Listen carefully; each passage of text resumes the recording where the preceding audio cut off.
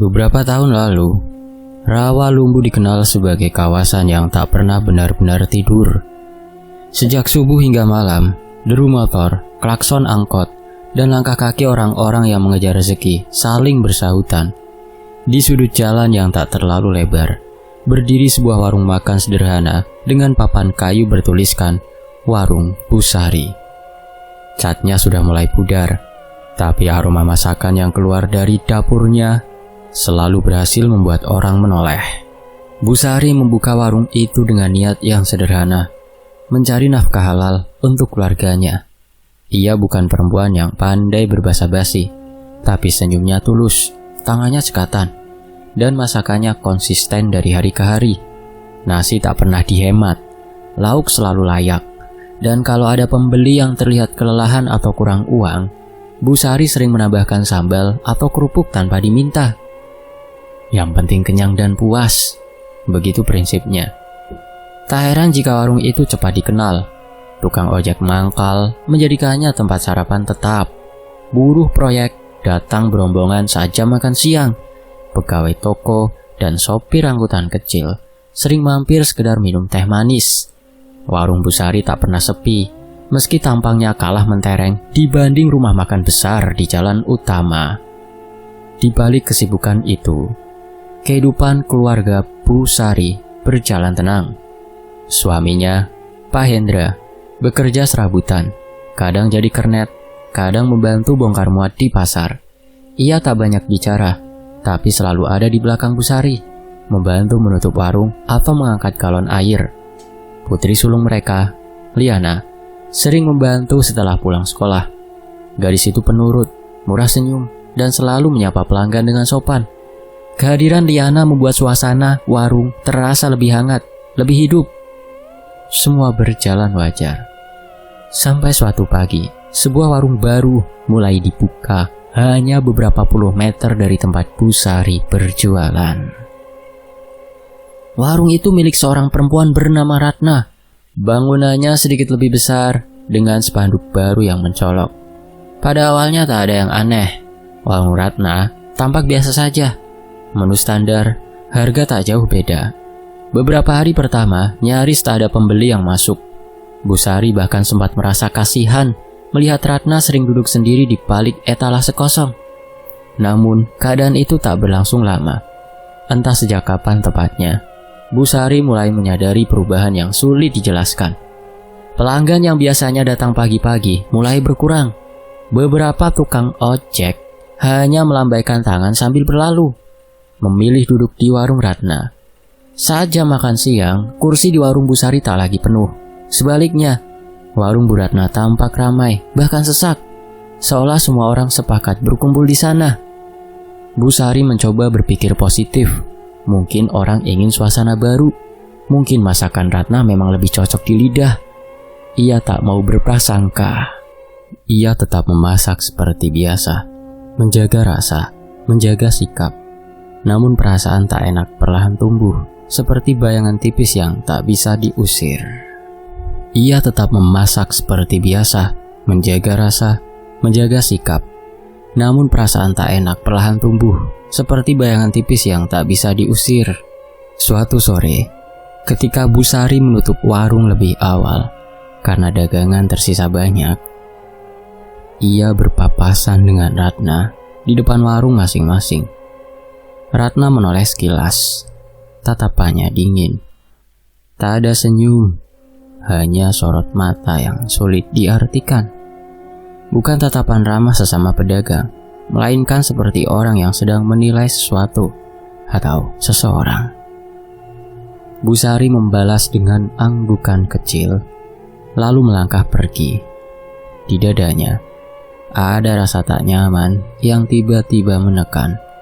Ia tak tahu mengapa, tapi langkahnya terasa lebih berat dari biasanya.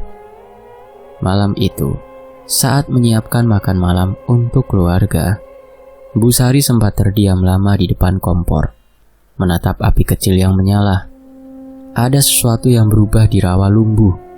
Ia belum tahu apa, tapi firasat itu perlahan mengendap, tenang, tapi mengganggu. Hari-hari berikutnya menjadi berat bagi Bu Sari. Warung yang biasanya menghabiskan 2 dandang nasi, kini sering menyisakan setengahnya. Lauk yang dulu cepat habis, kini dingin tak tersentuh. Setiap sore, Bu Sari menghitung uang di laci dengan dahi berkerut. Angkanya menyusut pelan, tapi pasti. Seperti pasir yang mengalir di sela jari. Masalah tak berhenti di situ. Beberapa pelanggan lama mulai mengeluh. Ada yang bilang sayur terasa asam. Ada pula yang mendapati ayam goreng berbau aneh. Padahal Bu Sari memasak sejak pagi, dengan bahan yang sama seperti biasa. Ia sendiri heran ketika mencicipi, rasanya normal. Baru beberapa jam berlalu, makanan itu mendadak basi, seolah sudah dibiarkan semalaman. "Bu, ini kok cepat banget rusaknya?" tanya seorang pelanggan tetap dengan nada ragu. Bu Sari hanya bisa meminta maaf dan mengganti pesanan. Wajahnya tersenyum, tapi dadanya terasa sesak. Ia mulai pulang dengan tubuh lebih lelah. Bukan karena bekerja keras, melainkan karena pikiran yang terus berputar. Gangguan lain muncul saat malam. Suatu dini hari, ketika rumah sudah terlelap, terdengar dentuman keras dari atap warung. Suaranya seperti benda berat jatuh dari langit, disertai bunyi gedebrak yang membuat jantung Bu Sari berdegup kencang. Pak Hendra terbangun dan bergegas keluar dengan senter. Tak ada apa-apa, atap utuh, halaman kosong. Namun bau gosong samar tercium, diiringi hawa panas yang datang tiba-tiba lalu menghilang. Malam berikutnya, kejadian serupa terulang. Kali ini lebih jelas, seperti bola api menghantam seng, memercikan panas yang terasa hingga ke dalam rumah. Liana terbangun sambil menangis, memeluk ibunya erat-erat. Bu Sari menenangkan putrinya, berusaha meyakinkan diri sendiri bahwa itu mungkin hanya kembang api atau ulah orang iseng. Namun penjelasan itu goyah ketika penampakan pertama terjadi. Sore itu, Bu Sari sedang membereskan meja ketika sekilas ia melihat sosok perempuan berdiri di dekat pintu warung. Rambutnya panjang menutupi wajah, gaunnya kusam. Bu Sari menoleh cepat, tapi sosok itu menghilang. Ia menekuk ludah, mengira matanya lelah. Beberapa saat kemudian, di pojok warung yang remang, ia melihat bayangan tinggi, terlalu tinggi untuk manusia, diam dengan tangan menjuntai. Saat Bu Sari mendekat, bayangan itu lenyap, meninggalkan rasa dingin di tengkuknya. Keluarga mulai ketakutan, tapi Pak Hendra tetap berusaha berpikir logis. Mungkin capek, mungkin pikiran, katanya. Warung sepi bikin kita stres. Bu Sari mengangguk, ingin percaya. Ia tak mau membawa ketakutan itu ke hadapan Liana. Mereka sepakat untuk istirahat lebih cukup, menutup warung lebih awal, dan menjaga pikiran tetap tenang. Di sisi lain, warung Ratna justru berkembang pesat. Dalam hitungan minggu, bangunannya direnovasi, cat baru, meja tambahan, dan 2 pegawai baru yang sibuk melayani pelanggan. Setiap kali Bu Sari lewat, ia melihat antrian panjang dan tawa ramai. Ratna tampak percaya diri, berdiri tegak mengawasi usahanya yang kian maju. Suatu malam, saat Bu Sari menutup warung, Liana berdiri di dekatnya, membantu menyusun kursi. Lampu neon berkelip pelan. Bu Sari meraih kain lap, lalu berhenti mendadak. Di kaca etalase yang buram, ia melihat pantulan bayangan hitam berdiri tepat di belakang Liana, tinggi, gelap, dengan tangan panjang menjulur. Darah Bu Sari berdesir. Ia menoleh cepat. Tak ada siapa-siapa. Liana masih tersenyum polos, tak menyadari apapun. Bu Sari memeluk putrinya erat, jantungnya berdegup tak karuan. Untuk pertama kalinya, ia merasakan ketakutan yang tak bisa dijelaskan dengan kata lelah atau pikiran. Sesuatu telah masuk ke dalam hidup mereka, dan ia belum tahu seberapa jauh itu akan menyeret keluarganya. Perubahan pada Liana datang perlahan, nyaris tak disadari pada awalnya. Gadis yang biasanya ceria itu mulai sering mengeluh pusing dan lelah. Suatu pagi, tubuhnya panas tinggi, tapi bukan demam biasa. Keringatnya dingin, nafasnya pendek, dan matanya terbuka lebar tanpa benar-benar melihat apapun. Bu Sari mengira putrinya hanya masuk angin atau kecapean membantu di warung. Namun demam itu tak turun-turun. Liana sering duduk termenung di sudut rumah, menatap tembok kosong berjam-jam. Saat dipanggil, ia tak langsung menjawab. Kadang bibirnya bergerak pelan, seolah berbisik pada sesuatu yang tak terlihat.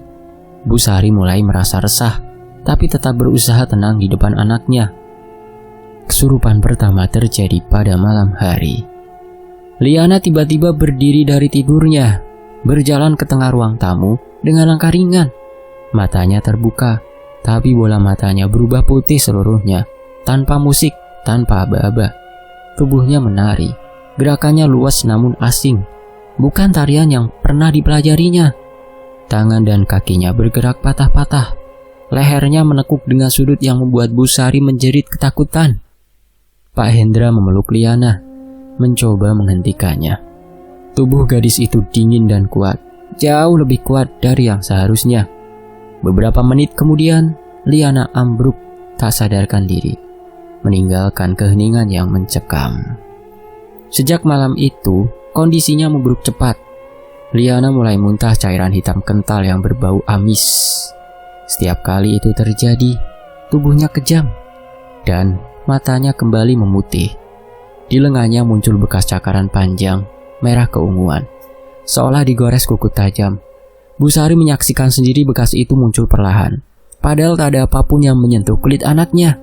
Yang paling mengerikan adalah luka di leher dan punggung Liana. Sayatan-sayatan tipis, basah, tampak seperti dijilat sesuatu, bukan digores. Kulit di sekitarnya terasa dingin dan lembab. Liana menangis kesakitan, tapi tak pernah bisa menjelaskan apa yang ia rasakan. "Seperti ada yang nempel, Bu," katanya lirih suatu kali, berat dan dingin. Mereka membawa Liana ke rumah sakit. Dokter melakukan pemeriksaan menyeluruh, darah, saraf, bahkan pemindaian otak, CT scan. Hasilnya membingungkan. Tak ada infeksi serius, tak ada gangguan saraf yang jelas. Seorang dokter menyarankan kemungkinan gangguan psikis akibat stres. Bu Sari menerima penjelasan itu dengan tangan gemetar. Ia ingin percaya. Ia harus percaya, mengakui hal lain terasa terlalu menakutkan. Namun penyangkalan itu runtuh perlahan. Suatu malam, Liana kejang hebat, nafasnya tersengal, bibirnya membiru. Darah hitam kembali keluar dari mulutnya, lebih banyak dari sebelumnya. Tubuhnya dipenuhi bekas luka baru. Bu Sari menjerit memanggil suaminya, merasa putrinya akan pergi saat itu juga. Di tengah kepanikan itu, terdengar suara tawa perempuan dari arah kamar mandi. Tawanya pelan, parau, dan panjang. Bukan suara manusia yang sehat. Air kamar mandi menetes sendiri, meski tak ada yang membuka keran. Bau amis bercampur lembab memenuhi rumah. Pak Hendra berdiri kaku, wajahnya pucat. Untuk pertama kalinya, ia tak mampu menyangkal rasa takut yang merambat ke tulang. Liana membuka mata, putih seluruhnya. Mulutnya terbuka, tapi suara yang keluar bukan suaranya. Ada dengusan nafas berat, disusul gumaman yang tak bisa dipahami. Bu Sari memeluk tubuh anaknya yang semakin lemas. Air matanya jatuh tanpa henti. Di ambang hidup dan mati itu, Bu Sari akhirnya menyadari satu hal pahit. Ini bukan sekedar sakit biasa. Ada sesuatu yang telah mengambil tempat di tubuh Liana, sesuatu yang tak seharusnya ada di sana. Dalam keputusasaan yang nyaris melumpuhkan, Bu Sari akhirnya menurunkan gengsi dan ketakutannya sendiri. Malam itu, dengan suara gemetar, ia meminta Pak Hendra memanggil seorang kiai yang dikenal warga sekitar sebagai orang yang paham urusan batin. Tak ada lagi alasan untuk menunda. Liana semakin lemah, dan nafasnya sering terdengar seperti tertahan oleh sesuatu yang tak kasat mata. Kiai itu datang menjelang maghrib. Usianya sekitar 50-an. Sorot matanya tenang, dan langkahnya mantap, meski suasana rumah terasa berat. Begitu memasuki ruang tengah, wajahnya langsung mengeras. Ia menutup mata sejenak, lalu menghela nafas panjang. "Gangguannya sudah dalam," ucapnya pelan. bukan satu. Ruqyah dimulai di kamar Liana. Begitu ayat-ayat suci dilantunkan, tubuh Liana bereaksi keras. Ia menggeliat, punggungnya melengkung tak wajar. Matanya terbuka, kembali memutih sepenuhnya. Dari mulutnya keluar suara berat, parau, bukan suara seorang gadis remaja. "Ini bukan rumahmu," kata Kiai dengan suara tegas. Tawa lirih menyahut. Suara itu terdengar perempuan, serak, penuh kebencian. Tubuh Liana bergetar hebat. Kukunya mencakar sprei hingga robek. Bau amis mendadak memenuhi ruangan, membuat Bu Sari hampir muntah. Pak Hendra memegang bahu istrinya agar tak roboh. Di sela bacaan doa, Kiai berhenti mendadak. Ia menoleh ke arah kamar mandi. Wajahnya berubah waspada. "Di situ," katanya singkat, "ada yang ditanam." Mereka menggali lantai di bawah kamar mandi dengan tangan gemetar. Tak sampai sedalam satu lengan, cangkul Pak Hendra membentur sesuatu yang keras. Sebuah kain hitam terikat rapat, basah dan berbau busuk. Ketika dibuka, Bu Sari menjerit. Di dalamnya ada gumpalan rambut bercampur darah kering dan potongan daging yang sudah membusuk. Buhul yang dikirim secara gaib dimanifestasikan dalam wujud nyata. Begitu benda itu terangkat, jeritan dari kamar Liana menggema. Suara dari mulutnya berubah marah, meraung seperti binatang terluka. "Ratna!" Suara itu mendesis. "Dia yang menyuruh." Kiai mengangguk, seolah sudah menduga. Ia menjelaskan singkat, tanpa basa-basi. Ratna melakukan pesugihan. Ia memelihara kuntilanak untuk menarik pelanggan, dan satu sosok jin hitam raksasa sebagai penjaga dan penyerang. Santet dikirim agar warung Bu Sari sepi, dan jika perlu, keluarga mereka hancur. Ritual pembersihan dilanjutkan. Kiai membaca doa dengan suara semakin keras. Rumah bergetar halus, seperti dilanda gempa kecil. Bau tanah basah bercampur amis menyengat hidung. Dari sudut-sudut ruangan, terdengar suara geraman berat, seolah ada sesuatu yang berputar mengelilingi rumah. Bayangan hitam melintas cepat di dinding. Udara terasa menekan dada. Bu Sari berlutut, menangis sambil berdoa, sementara Pak Hendra memeluknya erat. Kiai tak gentar. Ia melangkah ke tengah rumah, mengangkat buhul tinggi-tinggi. Suara teriakan menggema, nyaring dan penuh amarah. Ia kemudian membakar buhul itu di halaman, membaca ayat-ayat penutup dengan suara yang tak tergoyahkan. Api menyala hijau sesaat sebelum berubah merah. Bau busuk menyebar, lalu lenyap bersama asap tipis yang naik ke udara malam. Di dalam rumah, tubuh Liana mendadak terkulai. Matanya menutup, nafasnya yang sejak tadi terengah-engah perlahan menjadi teratur. Detak jantungnya melembut, seperti orang yang baru saja lepas dari cekikan panjang. Bu Sari berlari memeluk putrinya. Dadanya naik turun, tapi hidup, nyata, dan hangat. Untuk pertama kalinya setelah sekian lama, rumah itu terasa lebih ringan. Kiai menatap mereka satu persatu. "Ini belum akhir segalanya," katanya pelan, "tapi yang terburuk sudah diputus." Di malam yang sunyi itu, harapan kembali menyelinap ke rumah Bu Sari. Rapuh tapi nyata. Pemulihan Liana berlangsung perlahan, seperti embun pagi yang menghapus sisa panas malam. Hari pertama setelah ruqyah, ia masih terbaring lemah, tidur lebih lama dari biasanya, namun nafasnya stabil. Wajahnya tak lagi pucat kebiruan. Bu Sari hampir tak beranjak dari sisi tempat tidur, menggenggam tangan putrinya setiap kali Liana terbangun dan menatapnya dengan mata yang kembali bening. Hari demi hari, kondisi Liana membaik. Demamnya turun tanpa obat tambahan. Muntah hitam itu tak pernah muncul lagi. Bekas cakaran di lengannya memudar, menyisakan garis samar seperti luka lama. Yang paling melegakan, tatapan kosong itu menghilang. Liana kembali tersenyum kecil, meski tubuhnya masih mudah lelah. Di rumah Bu Sari, gangguan benar-benar berhenti. Tak ada lagi dentuman di atap, tak ada bau gosong, tak ada bayangan hitam di sudut ruangan. Malam kembali sunyi sebagaimana mestinya. Keheningan itu terasa asing sekaligus menenangkan, seperti rumah yang akhirnya bisa bernafas lega. Beberapa hari setelahnya, kabar mengejutkan menyebar cepat di Rawalumbu. Warung Ratna terbakar di tengah malam. Api melahap bangunan itu dengan cepat. Padahal tak ada laporan korsleting atau kompor yang menyala. Warga yang datang hanya bisa menyaksikan kobaran api menjilat spanduk dan meja-meja makan. Anehnya, api terlihat menyala tidak wajar, tinggi, berputar, lalu padam mendadak sebelum mobil pemadam tiba. Yang tersisa hanyalah arang, bau hangus, dan kesunyian yang aneh. Sejak kebakaran itu, Ratna tak pernah terlihat membuka usaha lagi. Pegawainya menghilang satu persatu. Warung yang dulu ramai berubah menjadi puing hitam yang dihindari orang. Beberapa warga mulai berbisik mengingat keberhasilan Ratna yang terlalu cepat dan kejatuhannya yang lebih cepat lagi. Tak lama berselang, kabar yang lebih mengerikan datang. Ratna ditemukan meninggal dunia di rumah kontrakannya. Kondisinya membuat siapapun yang mendengar merasa ngeri. Wajahnya hancur, seolah dipukul dari dalam. Matanya pecah, membeku dalam ekspresi ketakutan. Tubuhnya tercabik-cabik, seperti diseret dan dicengkeram sesuatu yang jauh lebih kuat dari manusia. Tak ada tanda perampokan, tak ada saksi.